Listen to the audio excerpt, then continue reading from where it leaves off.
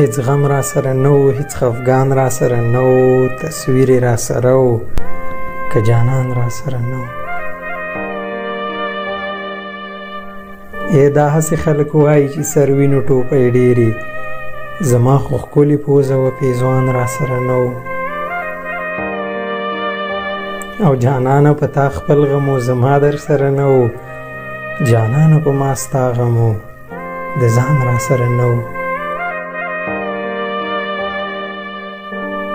او چې ومه به خوشحاله نو دنیا به را سره وه، بېګا چې ژړېدمه یو انسان را سره نو.